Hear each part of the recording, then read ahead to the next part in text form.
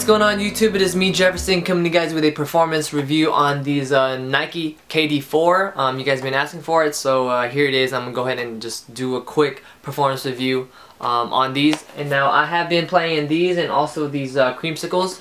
Alright, I got these ones first, so both were really great. And let's get started with the, starting off with the traction. So the traction, this Thunderbolt lightning pattern, it has lots of lines throughout the forefoot for improved stability and also flexibility. One of the main features of this outsole is Tpu Plate right here in the midfoot, offering that midfoot rigidity. You know, you can't really bend it around here, so when you push off on your toes, when you try to cut or go around, you know, corners and whatnot, you have this little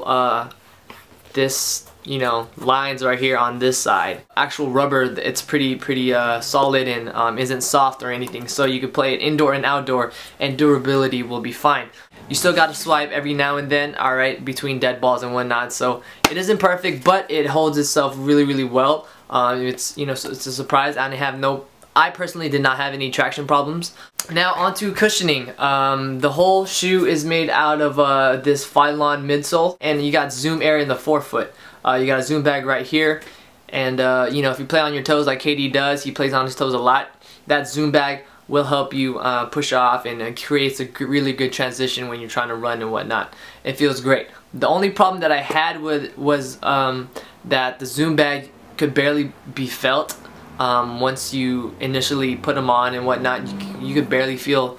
It's very stiff. Once you play in them like between 5 to 10 times, you start feeling it, and it starts feeling really good. Now as far as the heel cushioning, of course I would love to have a zoom bag in the heel, but it still gets the job done. I actually like how soft the midsole was. I really like the cushioning setup in this one. And so now that I talked about traction and cushion, I'm gonna go ahead and talk about the fit and also the comfortability of the shoe. Starting off with the fit, I have a narrow foot myself, and these are very tough and difficult to play in, and it's quite uncomfortable around the pinky area. My friend actually played in these for quite a bit, and he took off his sock and his pinky toe was bleeding, and it was disgusting. And I was like, damn, you got that off playing with the KDs, and it was only one foot. So when I played in these, my right toe, pinky toe, actually was irritated, and I had to put a band-aid on it, and you know, for 2 days, and it sucked. But I mean, it's whatever.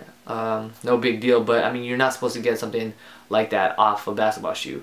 So they were kind of uncomfortable playing at first, but after I played in them, these were awesome. Once it's broken in, it's still kind of uncomfortable to play in because it is, I don't know, something's really off, like around the toe area and the midfoot. It would hurt my arches.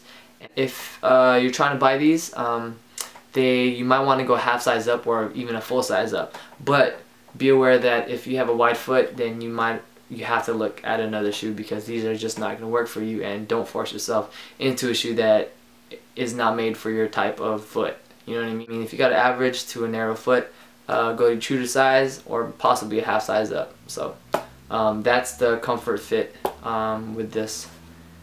Now on to ventilation. Ventilation, you have a few open areas. Alright, so you have these 3 areas right there that offer that airflow. These are actually pretty nice, so as far as breathability. And you also have more lace holes on the medial side right here. It's 3 small lace holes. Now as far as support and lockdown, as I mentioned, the adaptive fit strap does work. So the lockdown in the midfoot and the toe is awesome. This, I think, is an internal heel cup inside, probably made out of cardboard or something. There is no external heel on here, it's just, you know, KD. If you don't lace it up to the top lace hole right here, alright, you're not gonna get that proper ankle lockdown. So if if you're very fast or whatnot, you try to cut in, your heel is gonna pop out and bam, injury, or it's just gonna, it sucks with your heel popping out, you know, inside the shoe. So so that's a lockdown. So the overall support though, however, is great. Other than that slight you know, ankle you know, lockdown issue, It already has a wide base, so if you're moving, you know, side to side and whatnot, it's awesome. The outrigger right here is freaking cool, you know, preventing rollovers and whatnot. There's really nothing bad I want to say about this shoe as far as support, but it could use a little bit more lockdown support in the heel. And the Tpu plate on the midfoot is great, so there's a little, you know, that rigidity support that you need. Alright, so to conclude this performance review, which I haven't done in a long time, I figured I would make this genius plan on showing you guys my scores on each shoe from this on out. So all the performance reviews that I'll be doing, I have this little scoring little sheet, or in this case on a whiteboard. You know, and I also have, you know, my future videos right here, you know what I mean? So this is my scoring little display for y'all. I have right here the Nike KD4. Now I have broken it into 5 categories. The first category is traction, which is the most important part that I look for in a shoe, because without it, you know, without traction, you might as well be playing on ice or something. The second thing that I look for in a shoe is its lockdown. Without lockdown, then you might as well play in some chanelas or something, you know what I mean, some slippers.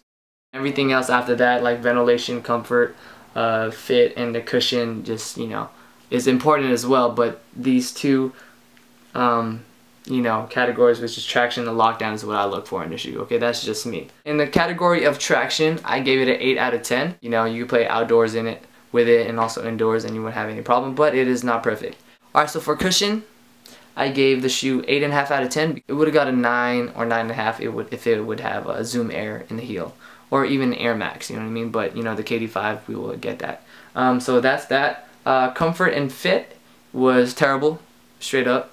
I have a narrow foot and it's surprisingly still super narrow for me. Ventilation is quite well. You know, you got both lateral and medial airflow going on, so it doesn't really get any hot. And lastly, support and lockdown, I gave it 8 out of 10 because, you know, the midfoot's good, the toe area is really good. There's no, you know, there's barely any dead space, but the ankle would pop out a few times if you don't lace it up correctly, and you do have to lace and lace and lace it up again while you're playing the game just to keep that ankle in place from popping out. So overall, it scored a 39 out of 50 right here. You multiply that by 2 and you get 78 out of 100, which, you know, is a C+.